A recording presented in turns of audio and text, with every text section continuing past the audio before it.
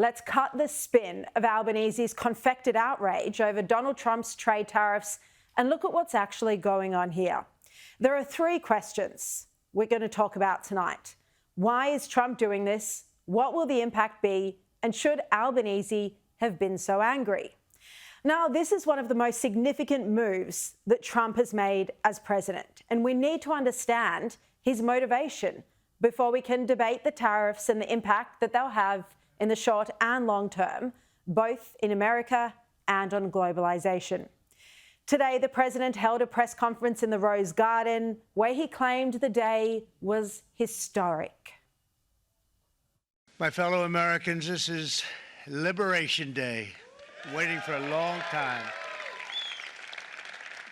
April 2nd, 2025 will forever be remembered as the day American industry was reborn, the day America's destiny was reclaimed, and the day that we began to make America wealthy again. This was a day a long time in the making. In fact, Trump has been campaigning on a fairer trading environment for Americans since 1988. He's been consistent about this policy, for 37 years. Here he is in an interview with Oprah, speaking about evening up the playing field.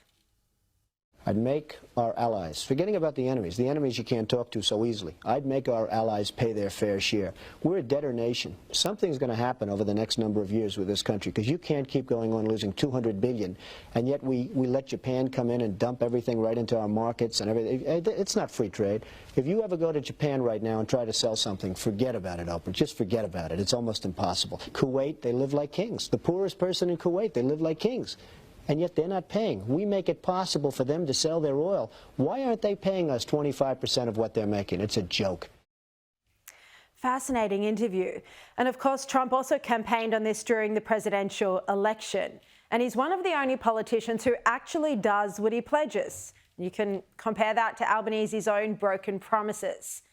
Now, in his novel, Hillbilly Elegy, J.D. Vance, now the vice president, wrote about his hometown in Ohio. And he wrote that today, downtown Middletown is little more than a relic of American industrial glory. His novel, of course, was a worldwide sensation because it captured the picture of local jobs disappearing, unemployment skyrocketing, poverty consuming communities, and it all being replaced by cheap imported goods to the financial benefit of foreign nations. Now, Trump pledged to return manufacturing to America, to make his country great again. This is partly why he appealed so strongly to white working-class voters. And it is the sentiment behind his Liberation Day tariffs today. This will be indeed the golden age of America. It's coming back. In a dramatic touch, Trump even drew the comparison with America's Declaration of Independence, written, of course, by Thomas Jefferson and the Founding Fathers. This is one of the most important days, in my opinion, in American history.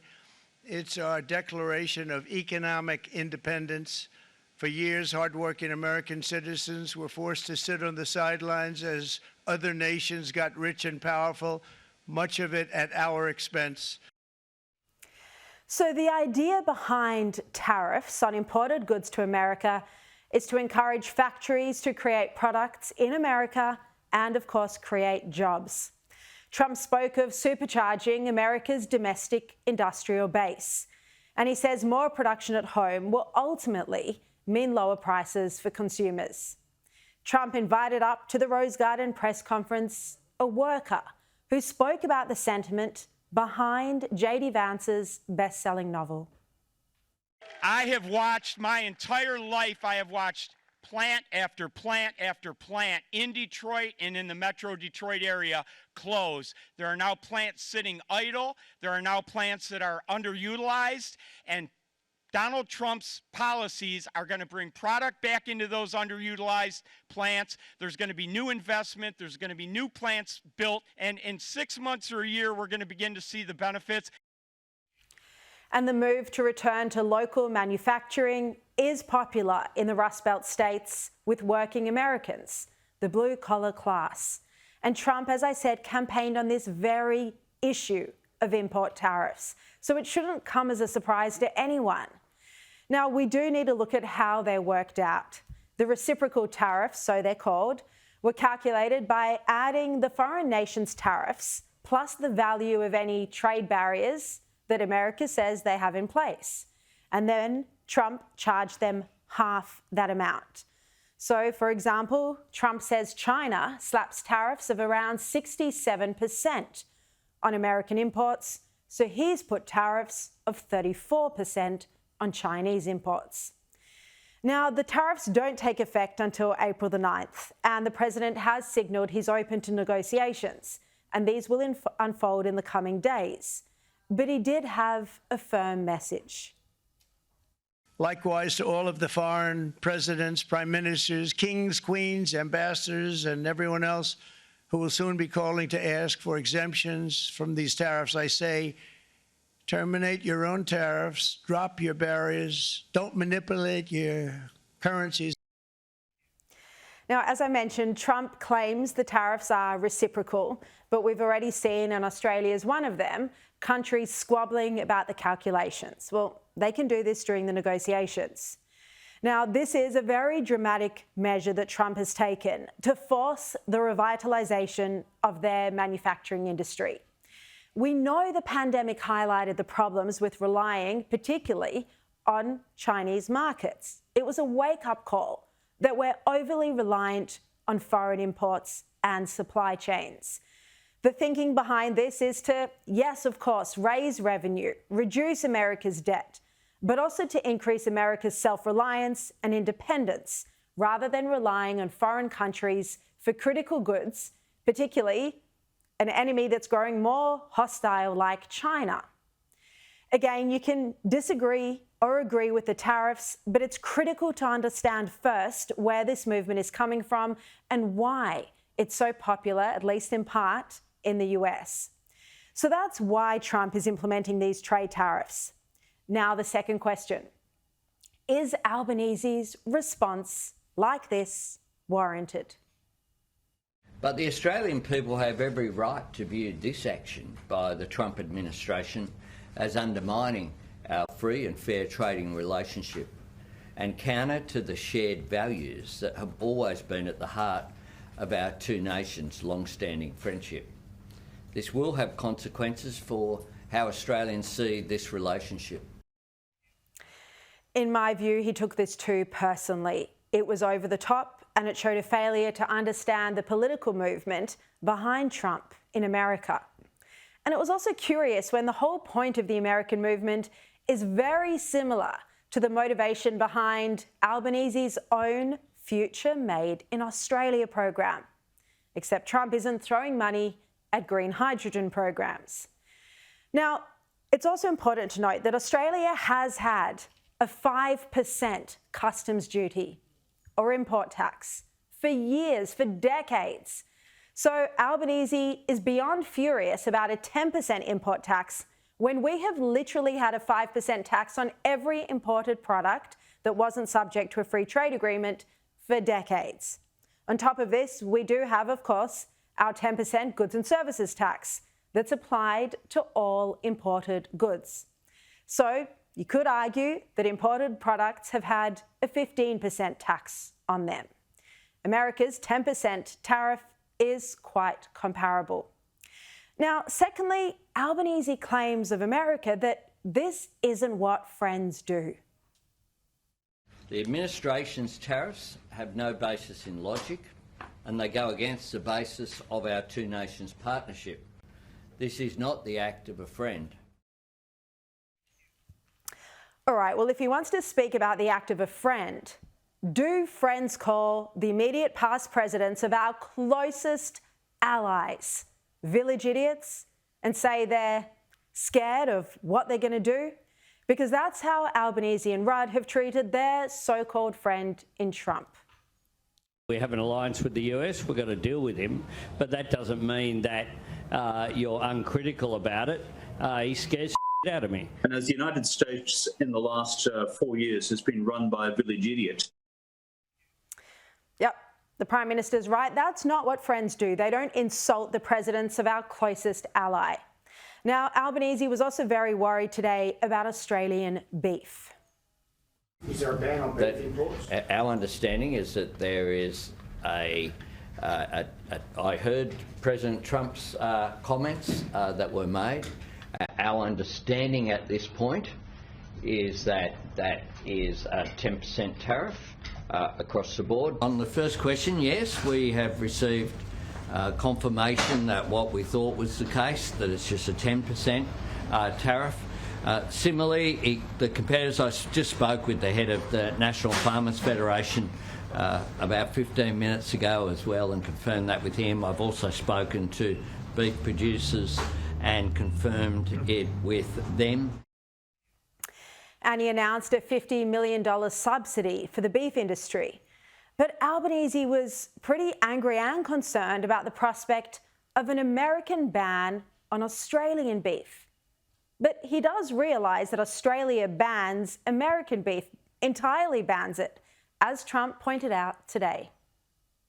They won't take any of our beef. They don't want it because they don't want it to affect their farmers. And you know what? I don't blame them, but we're doing the same thing. Now, the ban, as you probably know, was introduced because of biosecurity concerns owing to mad cow disease. But now the US has basically eliminated this, and yet the ban remains. Now, of course, I can understand Aussie beef farmers feeling anxious tonight. But Australian beef could actually come out of this equation in a better position than it is now, and I'll explain why. Canada and Mexico supply around 24% of US beef imports, the same as Australia does. Yet their tariffs are higher. Canada and Mexico both subject to around 25% tariffs announced by Trump, higher than the 10% on Australia. Now, American-produced beef will be cheaper, but they don't have the capacity to increase their production, at least not in the short term. That'll take years. So in terms of the competition to fill the American need for beef, well, Australia's beef will be cheaper than the higher tariffs on Canadian and Mexican beef. So this could, depending on how it plays out, even be of benefit to Australia. We could even see our beef exports increase.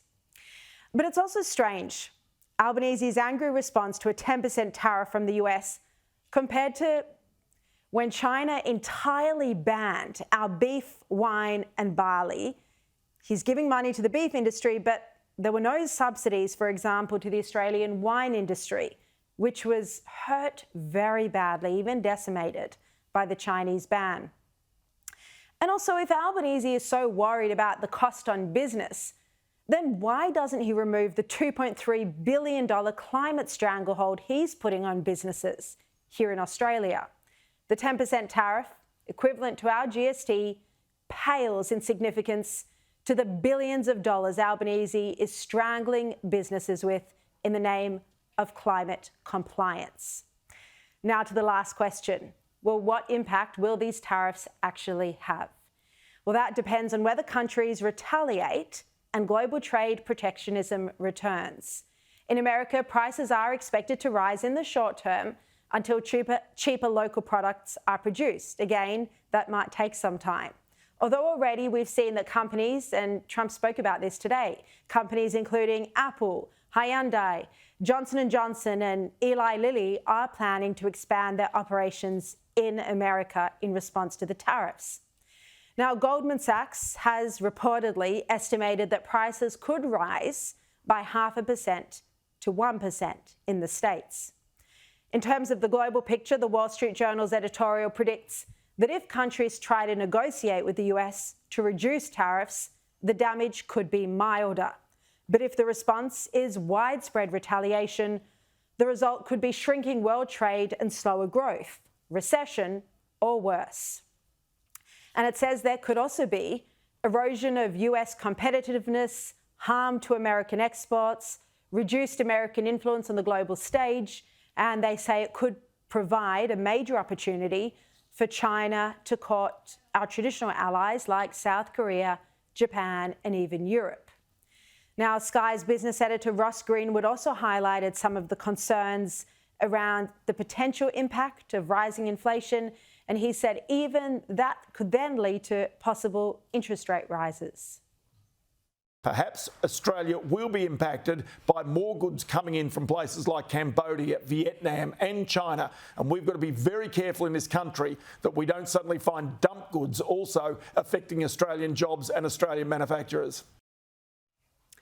Not all experts, though, agree.